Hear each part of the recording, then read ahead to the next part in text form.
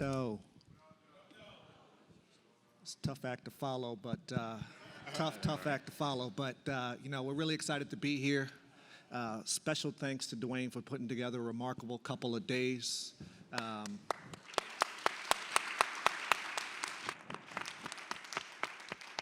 I'm your moderator, Tyrell Kirkham. I'm the Vice President of Brand and Marketing Strategy for the Detroit Pistons. I've been in the sports industry my entire career, started with the New York Mets, brought the Brooklyn Nets over from New Jersey, moved out to LA, opened SoFi Stadium, did their rebrand, and then found myself in the Motor City. Absolute pleasure. I want to introduce or have my wonderful panelists introduce themselves. I'll start on my left with Crystal Windham. Thank you. Pleasure to be here with all of you.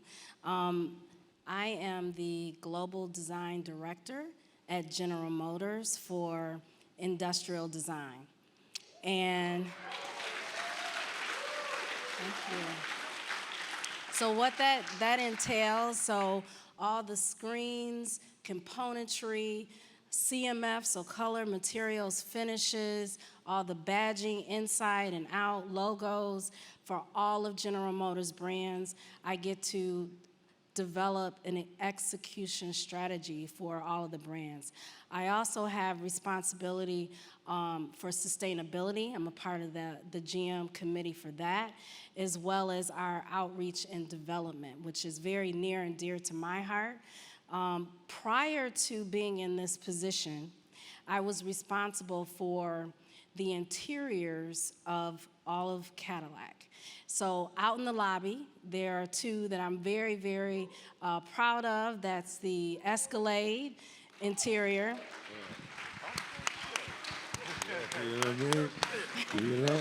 As well as the Lyric, the all-new electrified Lyric.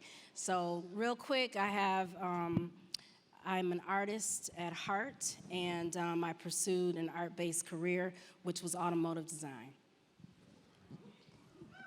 Remarkable. Remarkable. I don't know if I'm on. Am I on?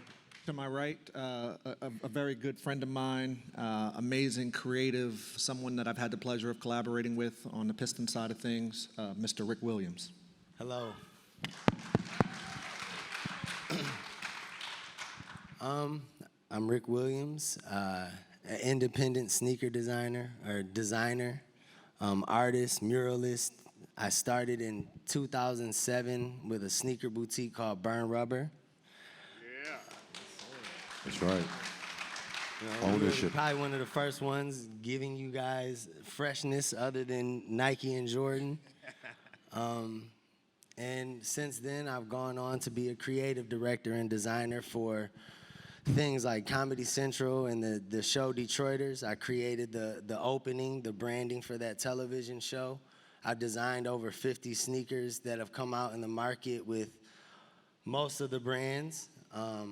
Most recently with Puma. They're a sponsor of this event, I heard. And I think they are here. We have some, what I've done is basically make a career out of telling stories.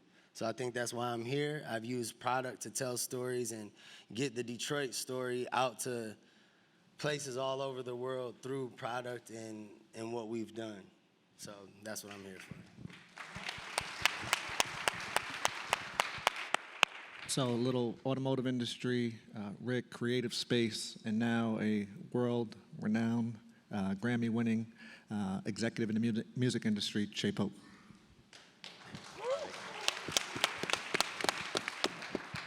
Also, just very grateful to be here. And, like he said, I come from the music space, so to be here at something near and dear to my heart. Sneakers have been, since Jordans came out, in '84. I'm a little older than most of the people in here, so, it was like something that just changed my trajectory and my future. Like literally just trying to get, we fought and saved to get Jordans. But anyway, I'm Che, music producer first and foremost. Done a lot of records that you guys probably have known. Some you for sure know, I hope. A lot of Kanye stuff, a lot of Dre stuff, Eminem, 50 Cent, Weeknd, Aretha, Whitney Houston, Mary, Lauren. So I've done a lot of records. I've been doing the music thing for 27 years. But I think one of the reasons I'm here is I just founded a company that is based in Detroit called Workshop, and it's bringing them, kind of set, Motown left in '72. I want to really build something that's here, that's going to be here forever. So I think that's. We'll get into my story in a little bit more a little later, but that's me. Appreciate that. And last but certainly not least, Mr. Jacques Slade, world-renowned YouTuber, creative content, film actor in a bunch of films. Happy to have you here. Just tell a group a little bit about yourself. Thank you. So my name is Jacques Slade, primarily YouTuber. I imagine that's where, if anybody in the audience does know me, that's where it's from. Started on YouTube in 2010 when I was working for Kicks on Fire.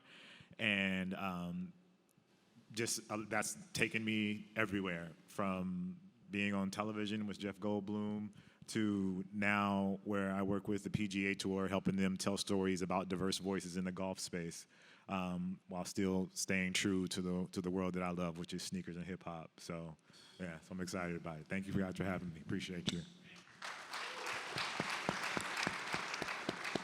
So today we're going to take you on a little journey around storytelling. Storytelling, we hear it so often, but do we really understand the true meaning when we talk about authentic storytelling? And we have some amazing storytellers here. Before we get into the first question, when I think about storytelling, it isn't a carbon copy approach, right? Everyone's got their own unique story, and I bounced around. Some people said, hey, you did it in Brooklyn, why don't you do the same thing in Detroit? Wasn't intended to be that way. I got to tell an authentic story for the city of Detroit, for the people of Detroit, around the Detroit Pistons. And I'm excited for my colleagues here to just delve into their world and understand how storytelling has been an integral part of their day in and day out success. And with that said, we're going to kick it off with just asking a simple question. And I'll start to my left with Crystal. What does storytelling mean to you? So when I think of storytelling, I think of two aspects. So the first being my story, how I took my love of art, drawing, being creative, and applied that to automotive design. Being born and raised here in Detroit, I think that had a definite impact on me ultimately getting in the business. But that to me is very important because there are not a lot of minorities and women in the field. So being able to tell my story so someone can see me as a proof point that you too can pursue this career. So that's one aspect of storytelling to me. On a daily at General Motors, what's so awesome about being a designer is you get to dream up what the future will be. So typically, we're designing 4 or 5 years and beyond out. So General Motors looks to their design staff to understand where we've been, our history, the brand, and staying true to the brand from an authenticity standpoint, and understanding the customer base, but really projecting what is that vehicle going to look like in the future? And we take a lot of things into account. We take, the environment in which we will be living. So we help visualize that for the company. So not just the product itself, but what could be surrounding that vehicle, how it can, or other things that can influence that design both inside and out. Just piggybacking on that, Rick, as someone who is telling stories on your own, right? You're not working for a company. Just tell us how you approach storytelling in your day-to-day life. I think storytelling is the key to everything that I do. That's what makes being able to understand the details that you're trying to get across and try and bring that through whatever you have, whether it be a photo, a commercial, a video, or even just a product in itself. You have to be able to find those points that people can relate to and incorporate that into the product. For example, in 2023 is the 50th anniversary of hip hop. So for that, with Puma right now, what I do with them is this Detroit Inspires the World campaign. So everything is about inspiring, and I believe that we have some of the most creative and talented people in our city So I've taken this campaign to kind of celebrate. So through our assets that we create for the projects, we kind of highlight the people of the city. And for that next iteration, for 23, we're going to be highlighting Slum Village and their contribution of,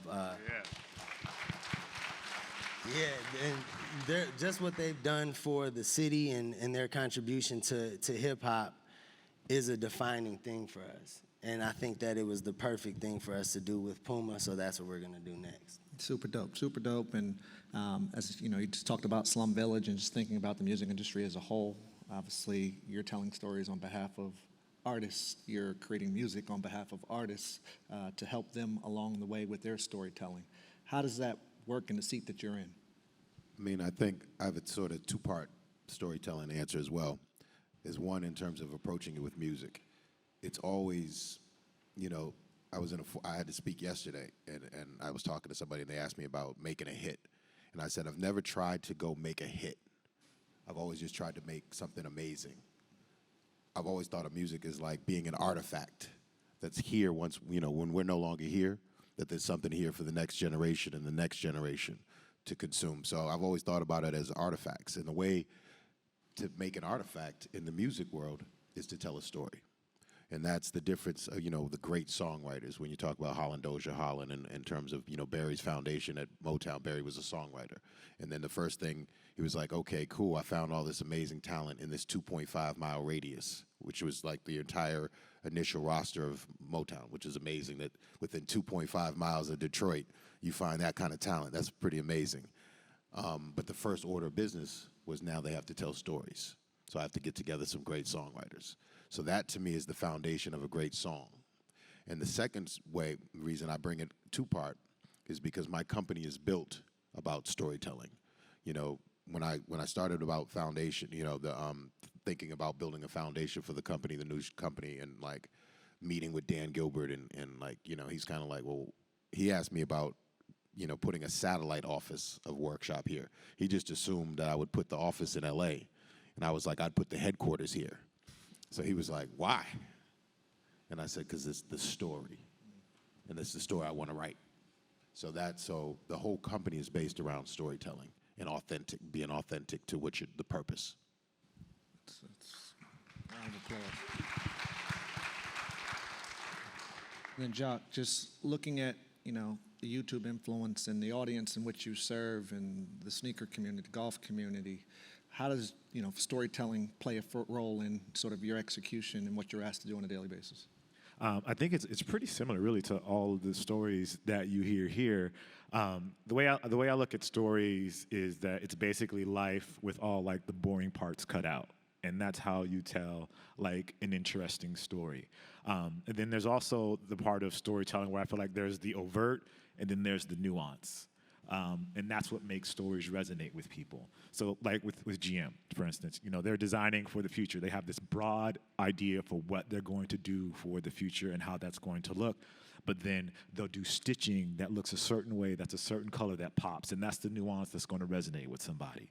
Like Rick was just talking about the 50 at the hip hop. 50 of hip hop is the overt, but the nuance is calling in Slum Village and getting them and making them important in the story. And that's how people of Detroit are really going to resonate with it. Same thing with music. Everybody writes a love song, but there's a love song about breakup or a certain situation that you went through, and that's that nuance that you add to that storytelling in that song that makes it resonate with people in a way that a general love song just wouldn't do. So when I look at what I do, I try to find the overt and I try to find the nuance in it and share that either visually or through what I'm talking about in the product that I make. That's great. And as we think about, you know, just looking at storytelling, Well said. we really want to focus on, you know, your audience and ensuring that there's sort of an authentic connection with the audience. And obviously, feel free to jump in as you see fit. But how does audience factor into sort of the tee up of the narrative? You know, audience is an interesting thing because you can't cater necessarily to the audience. Because if you cater to the audience, then you lose who you are. Because if you're just trying to impress the audience, then the audience is eventually going to tell you to do everything. and you're not equipped to do everything. You're only equipped to do what your experience and what your life tells you you're able to do. So I don't try to cater to what the audience says. You listen. You definitely listen, because there could be insight. There's definitely insight in audience feedback. There's definitely things that they say. You go, okay, I didn't think about it that way. Now I know how I can put that in my voice. So I try to use audience feedback as a way to curate, in a sense, my vision of what I'm doing, as opposed to using it to dictate the vision of what I'm doing. Yeah, I can relate with that for automotive as well, because our audience, we tap into early our customer base. So we have an opportunity to meet with our customers in their home. We conduct interviews. We show them some designs, right, and get that feedback.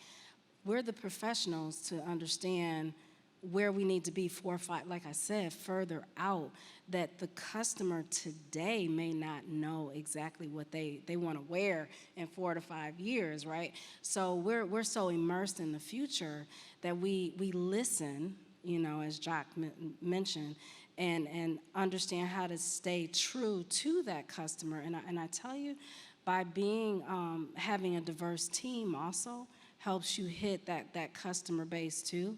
And then ultimately, you know, you can move forward in developing your product. But absolutely, you know, it's a balancing act, right? Yeah, Listening to 100%. that customer and making sure that you're pushing far enough. Yeah. Like, even as, like, I did music a little bit when I was younger, and like I get, like, what the artist comes in and be like, oh, I want this. This is what I want. Can you make me this? And you know, as a producer, you have to translate exactly what that means. If they say, oh, I want a Mariah Carey song, they don't want a Mariah Carey song. They just want a really dope ballad that they can use, and you have to be able to translate that for them. So it's the same thing, just trying to follow understand what the audience wants, as opposed to understanding what the audience is saying. Yeah, no, I totally agree. And Crystal, you hit on a point a little while ago, just talking about diversity and looking at this panel, all of us being black. You know, obviously we're going to run into some adversity along the way. You know, if you can just sort of highlight some of the adversity, just as you tell your story, your personal story, you in a corporate environment, you as a creative, of some of the adversity you face just being black in your respective field. I can start. I mean, you know, we're black in America. So the hurdles are already there. You know what I mean? And it's just like, okay, how are you going to approach it? Are you going to approach it like you're going to, as a defeatist, oh, I can't get in this room, or I can't get in this door? No, you have to approach it as like, okay, I'm ready for this challenge. You know what I mean? This is the cards that are dealt with. This is like my people before me had to deal with way much more than we had to deal with. So it's like, all right. And then it's a matter of, I think, as a community, excellence has to be expected. It's not this thing where it's like, oh no, we're gonna get over. No, it's like, no, you have to work harder. You know what I mean? Because you have to think, if we're starting this race, there are other people that are starting this race 50 yards in front of us. We're running in the same race, trying to get to the same finish line, but they're already 50 yards in front of us. So that way, I believe in that, we have to be excellent at what we do to enter these spaces, because when we're excellent, then when we enter these spaces that we're not as, our faces, there's not, in here it's beautiful, right? There's always beautiful black people of color in here. But, I've been in rooms where I go in, and it's one of us, two of us. And to be able to have that same confidence is because you're prepared, because you have the skill set, because you're excellent. So that's the way I've approached adversity, because the doors are gonna close, you're gonna get the no's, you're gonna get, you have to find your way in. Sometimes it's the back door. We do what we gotta do to get to where we gotta go, but be prepared and be excellent when you're there, because that's how you get through those doors and get past the adversity. I'd like to piggyback off of that. I think that having those standards, like you said, being excellent, is how you kind of handle some of those hurdles, because your work speaks for itself, and how you are when they're working with you. Having interpersonal skills is how you get past some of that stuff. Understanding how to communicate with people is how you get past some of that stuff, and knowing what you bring to the table. And a lot of the times we are the only black person in the room. So if I'm the only black person in this room, who else is going to tell the black story? So that's my question. You're not hiring black people, so if I am in the room, we might as well get to work. Because I know my people. Yeah, 100%. And like, I've recently gotten into golf a lot, and so I've been working with the PGA Tour, and I'm sure you guys understand who the PGA Tour is, right? So I, so you know, during a typical PGA Tour broadcast, they always talk about the same people, like, and the only black person they really talk about is Tiger. Well deserved. Like, he deserves to be talked about. But for instance, this year there's a Connecticut Open. It's a tournament, and the tournament was first won by Charlie Sifford. I mean, he was the first black person to win. Was Charlie Sifford? He was the first black person to get his PGA Tour card. The first time he won on tour was at the Connecticut Open, and they weren't going to talk about it during the tournament. And it's not that I don't think that they didn't want to talk about it. It's just nobody brought it to their attention to talk about. It wasn't a story that they were used to regurgitating all the time and telling. So in the meetings, I have to be the guy to be like, hey, what about Charlie Sifford? This is the first tournament he won. Oh, we didn't think about that. But because being able to bring it up and bring up that perspective, it allows one, okay, so how are we going to approach this? And then I can present a plan like, okay, well, we'll produce a piece highlighting how he won and what that all meant. But also, let's introduce him on the broadcast so that the rest of them, it's not just the internet people. Let's get the broadcast, the people that are watching the tournament, let's give them the information so his name becomes something that becomes synonymous with golf, just like everything else.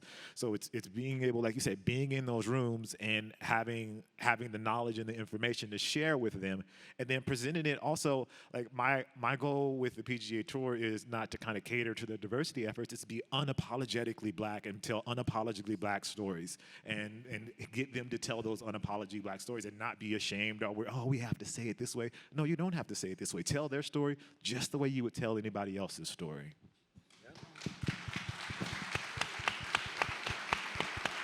I want to just add a little bit to that, a little bit of what Rick was saying. When you face adversity as a creative in, corporate America, you're of the minority in general, right? Yeah. So you seek partnership, you seek allies, and they may not necessarily look like you. So just think about that. The second thing, make sure you're focusing in on your skill set. The best thing that you can do is stay focused on what you are there to do. And don't get distracted by that.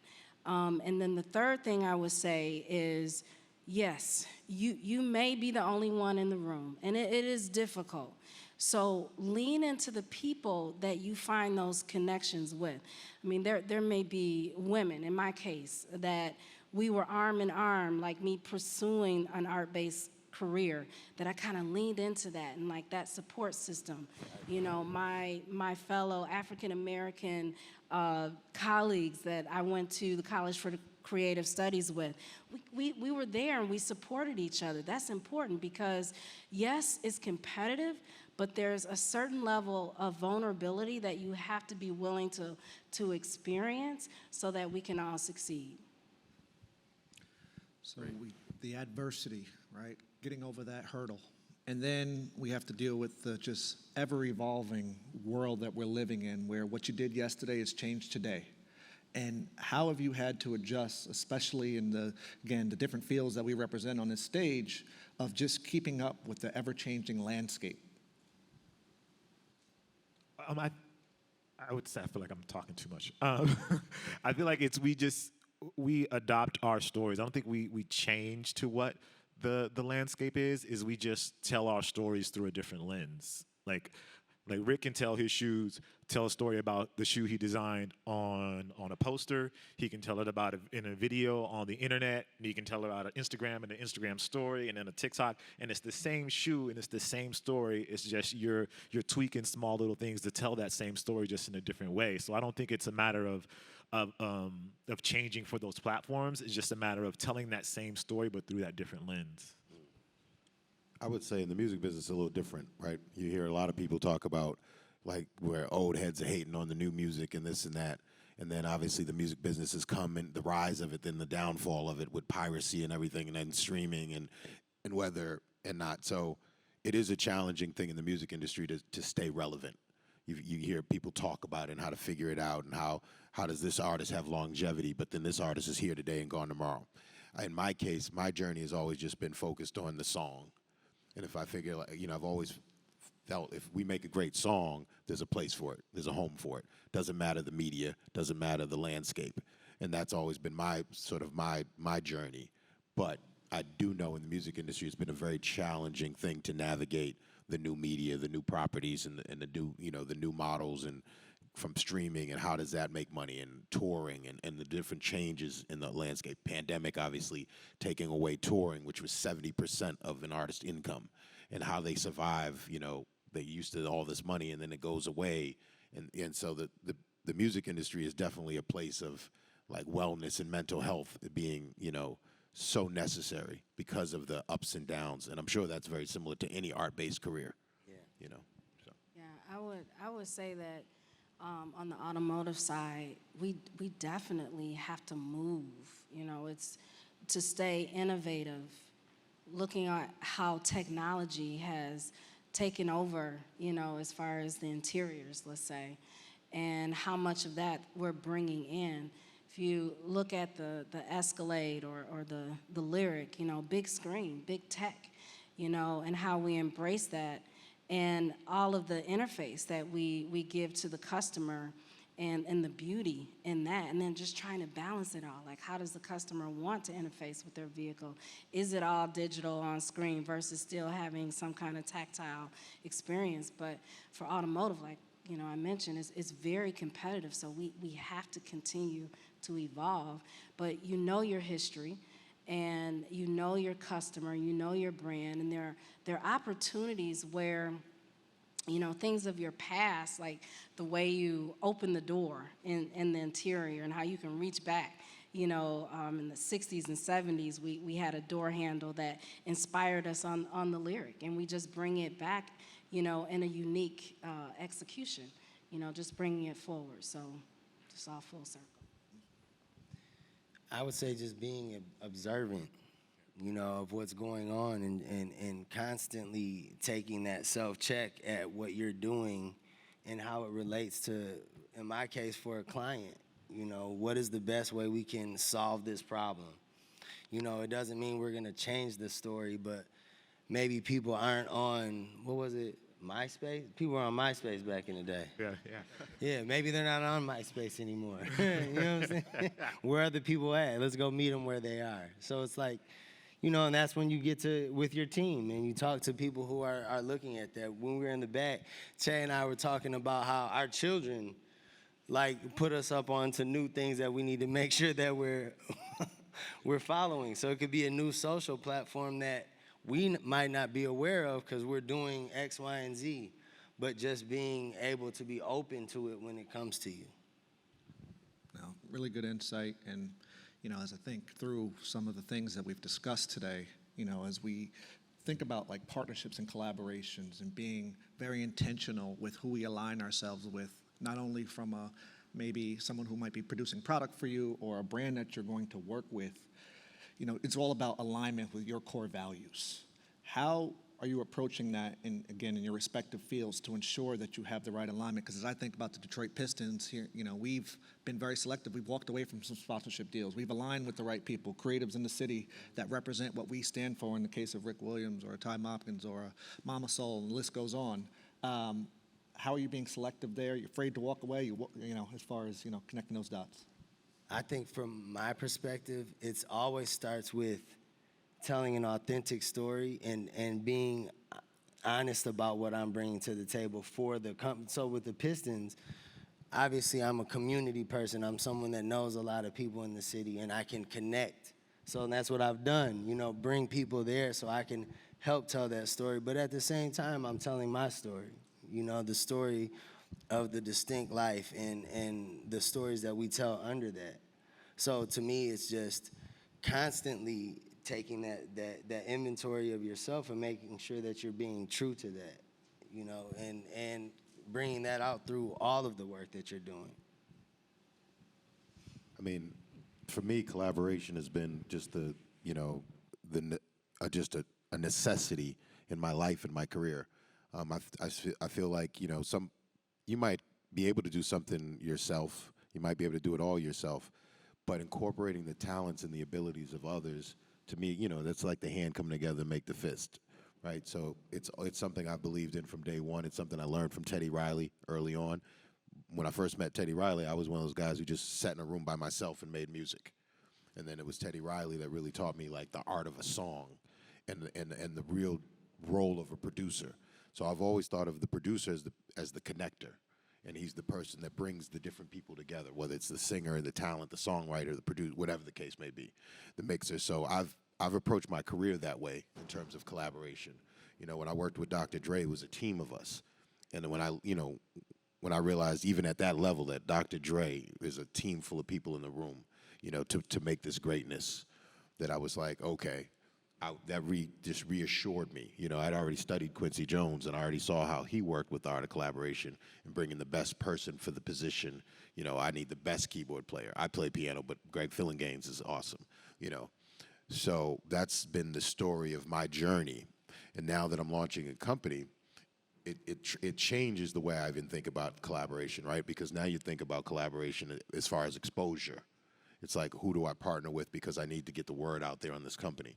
So that's where it's been more, you know, I guess more acutely important that I align with the right people, right? The same core values, the same thing. So that's what I've been looking for now in collaboration. It's all about the shared journey, that we're on this journey and path together, you know, and that's how I've been approaching it moving forward. Definitely. You know, looking at from GM's perspective, who we work with, we have to know where we want to be, and we want to be an innovator. So there are certain suppliers that we partner up with that can get us to market faster with some things, and being aware of what type of products they've helped to produce. It's also understanding, hey, in the case of, you know, the diversity that we want to have, who out there is doing it best, and making sure that we're out in the community and that we're present in conversation so we can make those natural connections. Like sometimes you seek out, you know, partnership because you know something about that organization or what they can bring, but sometimes it comes up, and being present in different forms like this, you meet great people where you can collaborate together for an end goal, you know. Dwayne, of course, we're all connected with Pencil and the talent there. That talent base and that pipeline is something that General Motors wants to do as well. So that partnership is very key, and it can be done in different ways. So just being present in some of those relationships just happen naturally. And then just as we, you know, get ready to round out our discussion, just looking for your most proud moment. You know, for me, I've got a lot of them, but when I was with the Brooklyn Nets and, you know, being able to bring this Biggie uniform to life, but it was more than just showing up on court. It was about, you know, the Wonder Why Christmas Missed Us campaign, where we went into Bed-Stuy and gave kids a real opportunity for Christmas never to be missed again, and working with Miss Wallace and Mark Pitts and all those other amazing people that are part of Biggie's estate, like super fulfilling. And it was, again, more than just the product, creating these experiences and changing the community. What's your proud moment that you want to share with the group?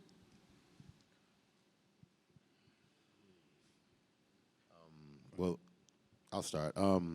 Personal proud moment was when Kanye told me I was inspired by the miseducation of Lauryn Hill to do what I do. So that was the personal proud moment.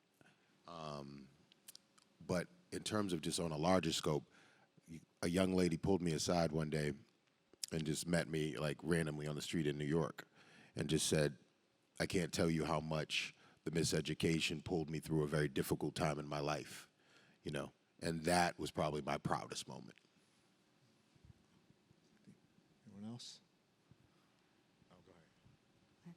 Gosh, there's so many things I guess you can call back to. I guess the proudest moment for me was being able to share like my grandfather's story through a sneaker. when I was young, and my grandfather used to babysit us when my parents went to work, me and all my cousins. And so me and all my cousins would ride with him in his truck early in the morning. He was retired, but he would get in his truck early in the morning. He would put us all in there, and he would go collect cardboard. And this is at like 6 o'clock in the morning. So, we're in the front seat. The sky's out in the sky. The stars are out. He's going collecting cardboard, stopping at all these random places. And at one point, Nike reached out to me and asked me to put together like a colorway for a shoe. And so I thought about this moment. I was like, what can I do that means something? And so I created it was just a Nike ID, but I used the color of his truck for the overlays of the shoe, which was like this turquoise color. His was like this turquoise rusted truck. He had these gloves that he would put on when he got out of the truck. So he would put like these work gloves on, and they had like this nappy suede on the back. And I used to always see him put them up on the dashboard when we were sitting in the truck. And so I used like nappy suede for the inlays on the black inlays. It was always early in the morning, like before the sun came up, so we would always see the stars in the sky. So I used the lunar insole because it made me think of the night. And then we had like sparkles on the insole, so it was like black and white sparkles on the insole for the stars that I put in the sky. And then he was pop, so I put PP on the back of the shoe. And then on the other shoe, it was raise a child in the way that they should go, and they will never depart from it. And like that, being able to tell my grandfather's story and how that translates to me and how that pushes me to get up early and to work hard and to make sure that I'm providing for my family, like that was like super cool for me. And I was able to do it, surprise my family, and like bought everybody in my family a pair because they knew my grandfather. And so like we all wore it like at a family reunion. So like for me, I think that's the proud moment, being able to tell that story. Yeah, I would just say real quick, the product, the Cadillacs, very proud moment for those to launch and to see the reaction to them. But mine will also be on the people side. So, for me to be the only one is it's a proud moment to be, in this space, but I want to make sure that there are more that follow after me. So individuals in the audience today, I'm very, very proud that we have a number of Black designers in the audience that are working for GM. And one, I actually had the opportunity to give him his job, to actually say, you're hired. I think that's a perfect place to end. We're going to pay it forward. It's an absolute honor to share the stage with such esteemed individuals. We are encouraging all of you, reach out, happy to stay connected, and thank you all for coming to Detroit.